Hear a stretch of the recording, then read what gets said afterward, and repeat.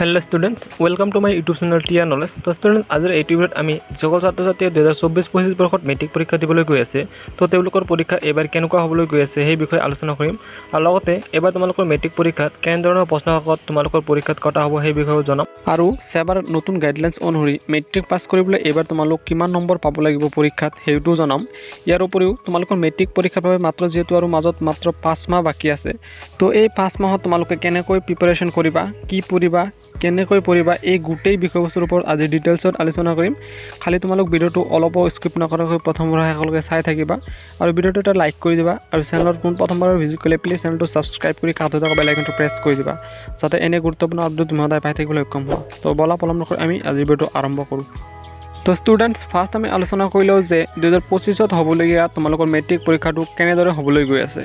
তো ছাত্ৰ ছাত্ৰীসকল নতুন শিক্ষানীতি অনুসৰি যেহেতু তোমালোকৰ এবাৰ মেট্ৰিক পৰীক্ষাটো বহুতো সলনি হ'ব সেয়ে এইবাৰ তোমালোকৰ অকল পৰীক্ষাই নহয় তোমালোকৰ পৰীক্ষাৰ লগতে সলনি হ'ব পৰীক্ষাৰ প্ৰশ্নকাকত আৰু প্ৰশ্নবোৰ আৰু তোমালোক সকলোৱে নিশ্চয় গম পাইছা যে এবাৰ তোমালোকৰ মেট্ৰিকৰ প্ৰশ্নকাকতৰ প্ৰশ্নবোৰ তোমালোকৰ ডাইৰেক্টলি টেক্সট বুকৰ এক্সাৰসাইজ কুৱেশ্যনৰ পৰা দিয়া নহয়।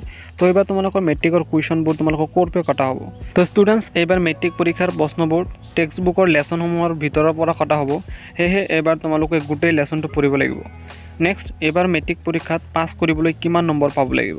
তো ছাত্ৰ ছাত্ৰীসকল এটা সাবজেক্টত পাছ কৰিবলৈ আগৰ দৰে তোমালোক 26 পাব লাগিব বাট এবাৰ নতুন গাইডলাইন্স অনুসৰি তোমালোকৰ যেহেতু মেট্ৰিক পৰীক্ষা দুটা টাইপত অৰ্থাৎ MCQ আৰু ৰিটেন এই দুই ধৰণৰ প্ৰশ্নবোৰ দিয়া হয় তো এই দুটা পাৰ্টতে এবাৰ তোমালোক সেপাৰেটলি পাছ হ'ব লাগিব।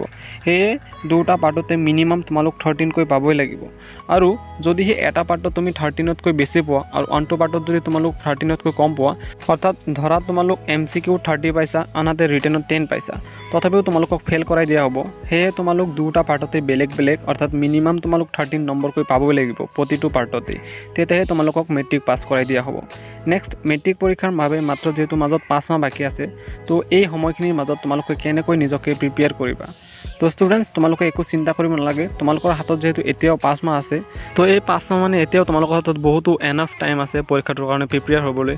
খালি তোমালোকে নিজৰ ডেইলি ৰুটিনটো মেইনটেইন কৰি যাবা তোমালোকৰ পঢ়াটো মেইনটেইন কৰি যাবা আৰু এইবাৰৰ মেট্ৰিক পৰীক্ষাত যেহেতু তোমালোকৰ লেছনৰ এক্সাৰসাইজৰ কুৱেশ্যনবোৰ নাহে সেই তোমালোক এতিয়াৰ পৰাই তোমালোকৰ প্ৰতিটো কিতাপৰ লেছনবোৰ প্ৰথমৰ পৰা একেবাৰে শেষলৈ পঢ়া ষ্টাৰ্ট কৰা আৰু লেছনসমূহৰ পৰা নিজে প্ৰশ্নবোৰ বনাই উত্তৰসমূহ লিখিবলৈ যত্ন কৰা আৰু এনেকৈ পঢ়িলে তোমালোকৰ পাৰ্টিকুলাৰ লেছনটোৰ টপিকটো মনত থাকিব লগতে লেছনটোৰ ইম্পৰ্টেণ্ট কুৱেশ্যন এনচাৰবোৰ তোমালোকৰ লিখা হৈ যাব আৰু গোটেই লেছনটো পঢ়িলে তোমালোকৰ পৰীক্ষাত যিকোনো প্ৰশ্ন আহিলে তেতিয়া তোমালোকে নিজে মেকিং কৰি এনচাৰবোৰ লিখি থৈ আহিব পাৰিবা। তো তোমালোক চিন্তা কৰিব নালাগে কাৰণ এতিয়াও তোমালোকৰ হাতত বহুত সময় আছে নিজকে প্ৰিপেয়াৰ কৰিবলৈ।